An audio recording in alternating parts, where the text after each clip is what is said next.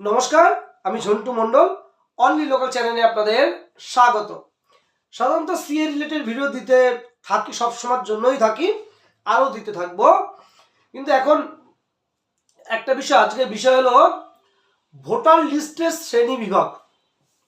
সিএর সঙ্গে ডাইরেক্ট সম্পর্ক নেই, কিন্তু নাগরিকত্বের সঙ্গে অনেকটা সম্পর্ক আছে। বর্তমান সময়ে দাঁড়িয়ে এসআইআর, যে এসআইআর চলছে, দীর্ঘদিন ধরে একটা প্রক্রিয়া চলছে, সেই প্রক্রিয়া যে ভোটার লিস্ট হবে, তার কি শ্রেণী বিভাগ হবে, আপনার নাম সঠিক আছে কিনা আপনি কি করে বুঝবেন, আজকে ভিডিওতে সেটা বলবো।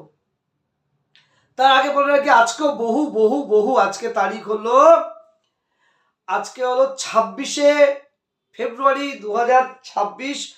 বহু সার্টিফিকেট ইস্যু হয়েছে। 12,637, 665, 12,665 নদিয়া জেলা সার্টিফিকেট ইতিমধ্যে আমি দেখে ফেলেছি।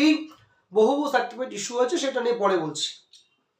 আজকের বিষয় হলো শ্রেণী বিভাগ, ভোটার লিস্টে শ্রেণী বিভাগ। ভোটার যে চার্ট বেরোবে বা লিস্ট বেরোবে, সেটা কি কি থাকবে দেখুন। এতদিন আমরা যে ভোটার লিস্ট দেখেছি, সেই ভোটার লিস্ট দেখেছি, একটা ভোটার লিস্ট দেখেছি। তার মধ্যে কিছু ভোটার আছে ডিলিটেড ভোটার দেখেছি, বা ডেড ভোটার দেখেছি, এই ধরনের আমরা দেখেছি কিছু কিছু ক্ষেত্রে। কিন্তু এইরকমভাবে ফ্রেশ বহুদিন দেখা হয় না, বা আমরা দেখিনি। এখন যে ভোটার লিস্ট বেরোবে, সেই ভোটার লিস্টের পাশেই একটা মন্তব্য থাকবে। কারোর থাকবে ডেট, কারোর থাকবে শিফটেড, বা এই ধরনের লেখা। এখন যে ভোটার লিস্টটা বেরোবে, তার পাশে মন্তব্য থাকবে। কিন্তু কখনো কখনো মন্তব্যের মধ্যে থাকবে অ্যাপ্রুভ। অ্যাপ্রুভ যার হয়েছে, যার লেখা থাকবে, তিনি আগামী নির্বাচনে 100% ভোট দিতে পারবেন, এবং ওনার নামটা আছেই ধরে নিতে হবে, যাদের যাদের অ্যাপ্রুভ আছে, অ্যাপ্রুভ লেখা থাকবে মন্তব্যের মধ্যে। আর একটা ডিলিটেড, মানে আপনার নাম ডিলিট করা হয়েছে, অর্থাৎ কোনো কারণে মারা গেছেন, সেটাও ডিলিটেড হতে পারে। কোনো কারণে বিভিন্ন ম্যাচিং হয়নি, ডিলিট হতে পারে। আপনি এসআইআর এর শুনানিতে হাজির হননি, তার জন্য ডিলিট হতে পারে। কিংবা আপনি এসআইআর ফর্ম জমা দেননি, এই কারণে ডিলিটেড হতে পারে, যেটা অলরেডি প্রায় 58 লক্ষ ইতিমধ্যে হয়ে গেছে। তাহলে একটা ভোটার লিস্ট 1000 বা 1200 বা 800 ভোটার থাকে, যাদের অ্যাপ্রুভ লেখা থাকবে তাদের কোনো সমস্যা নেই। যাদের ডিলিটেড লেখা থাকবে, তারা 100% তারা ভোট দিতে পারবে না, তাদের ডিলিট মানে মুছে গেছে। এইবার একটা অংশ আছে, যেটা বলছি যে লজিক্যাল ডিসক্রিপেন্সি, যেগুলো এখনো মীমাংসা হয়নি, বিচার বিভাগের আন্ডারে রয়েছে, সেইগুলোকে কি বলছে? অ্যাডজুডিকেটেড। বিচার বিভাগীয় বা বিচার ব্যবস্থার মাধ্যমে মীমাংসা করা যায় এমন অ্যাডজুডিকেটেড। অ্যাপ্রুভ, ডিলিটেড, আর ঠিক তার মাঝখানে আছে অ্যাডজুডিকেটেড। না বাঁচা ভোটার, না মরা ভোটার। অর্থাৎ এই ভোটাররা, এদের মধ্যে অনেকে পাস করতেও পারে, আবার নাও পারে। অর্থাৎ মূল যে ভোটার লিস্ট বেরোচ্ছে, সেটা অ্যাপ্রুভ, যাদের থাকবে তারা ভোট দিতে পারবে। যাদের ডিলিটেড, তারা পারবে না। এই অ্যাডজুডিকেটেড মানে আজকে যে বিচার ব্যবস্থা, বিচারপতিদের, মাননীয় বিচারপতিরা যে চেক করছে, সেইগুলো আসবে অ্যাডজুডিকেটেড। এর মধ্যে যারা অ্যালাউ হবে, তারা সাপ্লিমেন্টারি হিসাবে আবার নতুন যে অ্যাপ্রুভ বলে যেখানে আছে, সেখানে অ্যাড হবে। আজকে ভিডিও করছি 26 তারিখ, 28 তারিখে যে এসআইআর লিস্ট বেরোবে, সেখানে অ্যাপ্রুভ যারা থাকছে, তারা ভোট দিতে পারছেন, তারা ভোটার থাকছেন।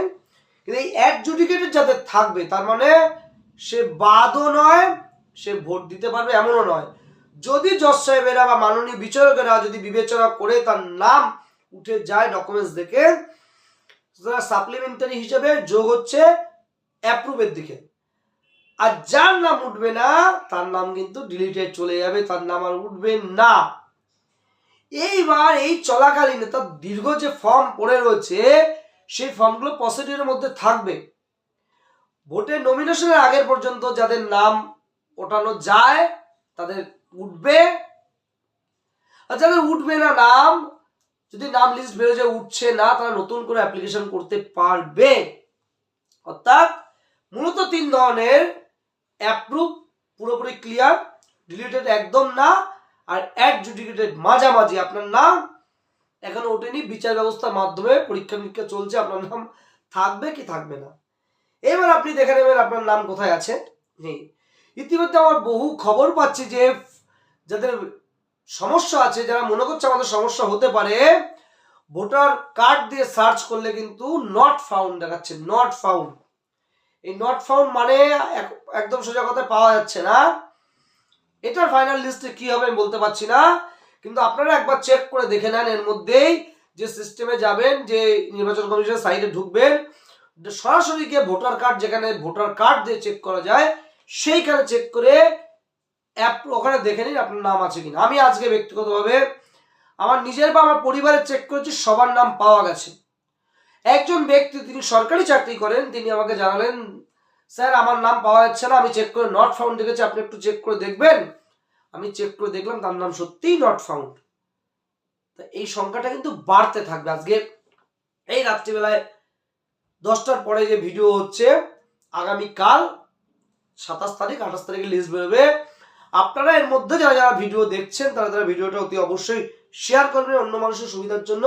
আপনাদের এটা চেক করে নেন সোজা করে, একদম সার্চ, যেখানে নাম্বার দিয়ে সার্চ করেছে সেখানেই চেক করুন, সব থেকে ভালো হবে, চোখের সামনে সবকিছু দেখতে পারবেন। আর অবশ্যই চেক, যারা লেখাপড়া মোটামুটি বোঝেন, জানেন, তারা নিজেই চেক করে দেখবেন, তাতে ভালো হবে, অন্যের ভরসা কতটা থাকবে। শুধুমাত্র এই ভোটার কার্ডের যে লিস্টে যে শ্রেণী বিভাগ হবে সেটা একটু জানালাম। অ্যাপ্রুভ মানে আপনি পাস করে গেলেন, ডিলিটেড মানে আপনি শেষ। আর এই পাস আর ফেলের মাঝখানে রয়েছে অ্যাডজুডিকেটেড। জজ সাহেবরা যেটা বিবেচনা করবে, মাননীয় বিচারকরা যেটা বিবেচনা করবে, সেটা পাস হবে, তাদের নাম সাপ্লিমেন্টারি হিসেবে যোগ হবে, অ্যাডিশন হিসেবে যোগ হবে, তারা অ্যাডিশন হবে, তারাই কিন্তু ভোট দিতে পারবে। এবং তারা ফাইনাল লিস্টে নাম থাকলো, যারা থাকবে না নতুন করে অ্যাপ্লাই করবে, অ্যাপ্লাই করার সুযোগ থাকবে, অ্যাপ্লাই করবেন। যদি যথাযথ ডকুমেন্টস দেখাতে পারেন, হয়ে গেল। ডকুমেন্টস না দেখাতে পারলে কিন্তু সর্বনাশ আছে। ডকুমেন্টস না দেখাতে পারলে পরবর্তীকালে কিন্তু ভোটের নাম তোলা ভীষণ প্রেশারের ব্যাপার। এইটুকু তথ্য দিলাম। এসআইআর সম্পর্কে আমি বিশেষ ভিডিও করি না, এসআইআর বিশেষজ্ঞ তো আমি নই, এসআইআর সম্পর্কে বিশেষ ভিডিও করি না। আপনাদের জানানোর জন্য অতি শীঘ্র মনে হচ্ছে যে তথ্যটা দেওয়া যায়। নট ফাউন্ড বহু ভোটারে দেখাচ্ছে, যাদের সন্দেহ আছে তারা একবার চেক করে দেখুন। এটুকু বলে প্রত্যেককে ভিডিওটা শেয়ার করার অনুরোধ রইব, চ্যানেল সাবস্ক্রাইব করার অনুরোধ রইব। এটুকু বলে সকলকে প্রণাম জানিয়ে আমার ভিডিও শেষ করলাম। প্রত্যেকে ভালো থাকবেন।